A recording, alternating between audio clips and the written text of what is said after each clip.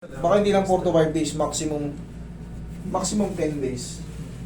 Pero malaki na mababago niyan, mamaya pa na may mababago na yan. Relax lang. Sige po. Huwag na naman. Huwag na naman.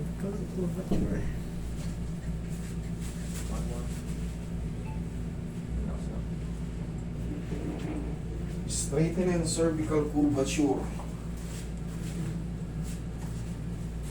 Kamewa. Kamewa. Tigas ang isikong bukong sa akin. Sige pa. Kabila. Sige pa, tigas.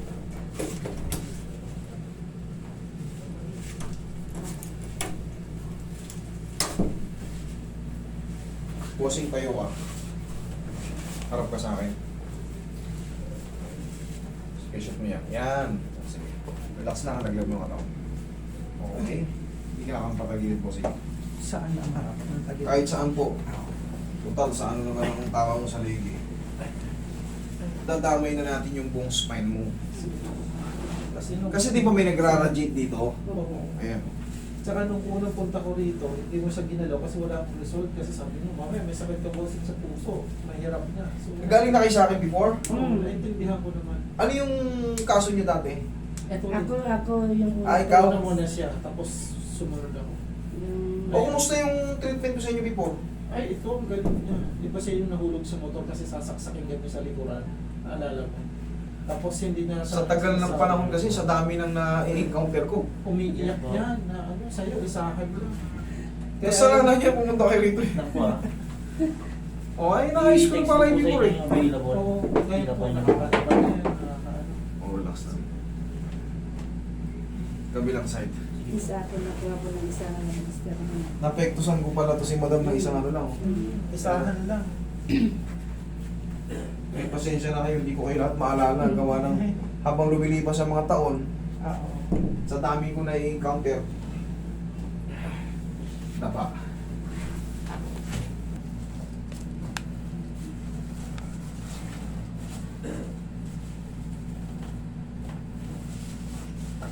Diyan ka lang muna.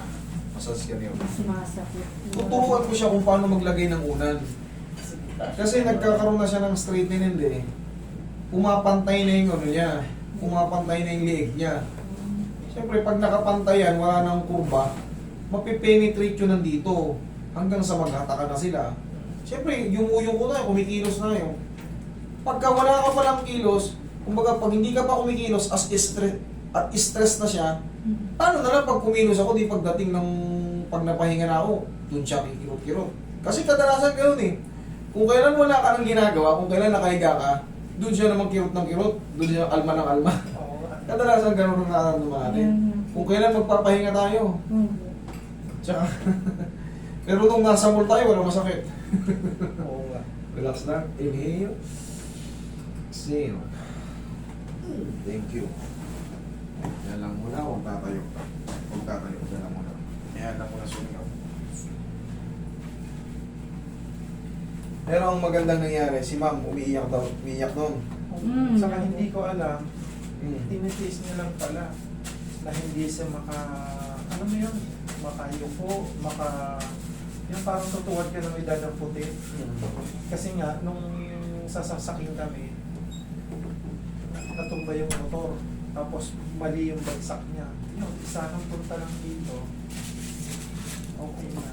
Paano nakatulong pala ako sa inyo. Hindi ko na kasi kayo maalala kagad eh. Oo. Sige. Actually, naka-video siya.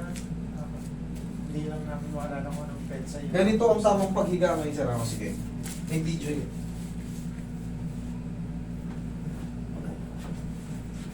Sige. Roy, angat mo kasi yun. Matandaan mo na.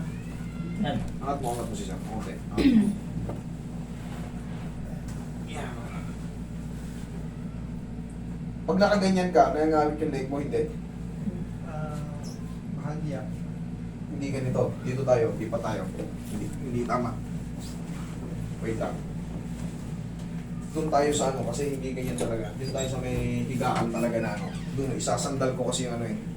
Isasandal ko kasi yung unan. Kailangan kasi ito na yung sasalo, hindi ito ulog. Okay. Wait lang. Sige po, palambutin ko lang muna. Kailangan kasi talaga may tulong na ng strong back natin, hindi yung puro ulo ang sasalo.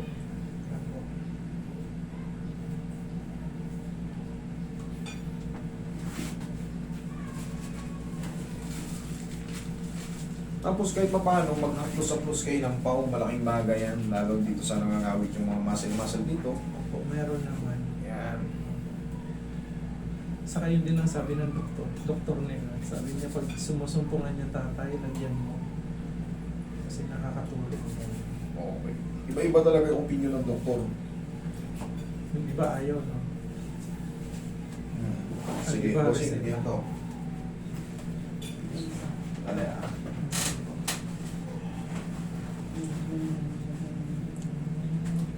Kailangan kasama na yung balik, likod ng balik.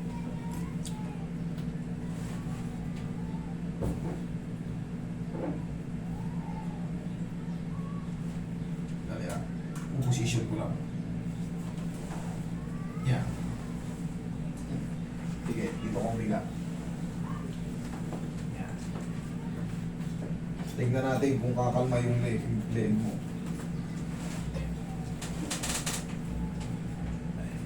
Yan, angat ka ng konti. Oh, sobra. Yan. Yan, sige.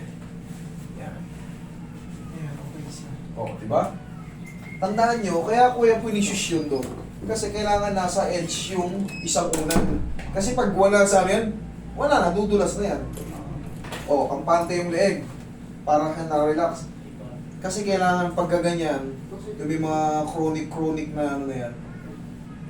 Siyempre, pag matagal na, kailangan unti-unti rin natin tulungan para ano. Tulungan natin ang strong back natin. Hindi, kasi pangkaraniwang humiga tayo, may unan tayo sa ulo lang. Minsan, nakauna na tayo. Kadalasan ng higa natin, di ba nakauna na tayo. Nakaganito pa tayo na, no?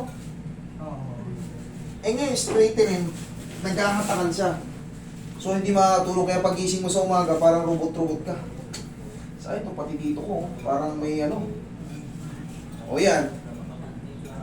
Sa likod, tumulong na yung likod. Ha? Magkakaiba tayo ng ulan, basta ganyan ang pattern, ha?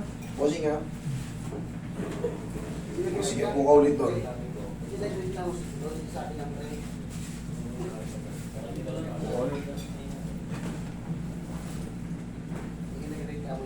Relax na.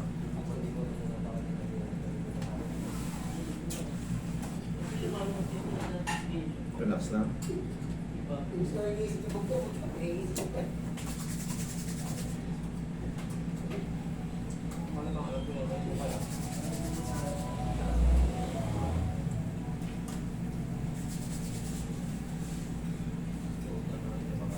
Tingnan mo ngayon kung ano yung changes. Kung ano yung mas maganda, yung kaninang ano, pakiramdam mo o yung ngayong nabago yung position. Lingon ka rito.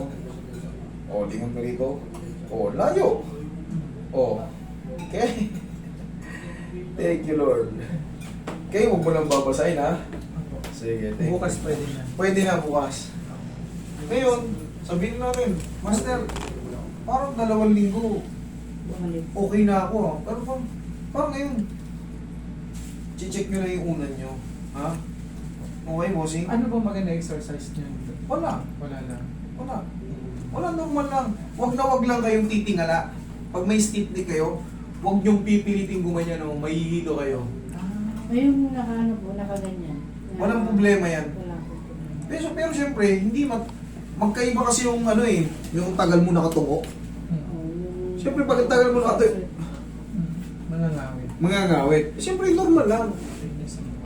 Kung ano lang yung kilos natin, ha? Apo, salamat Sige, po. salamat po. Thank you. God bless po. God bless you more, sir.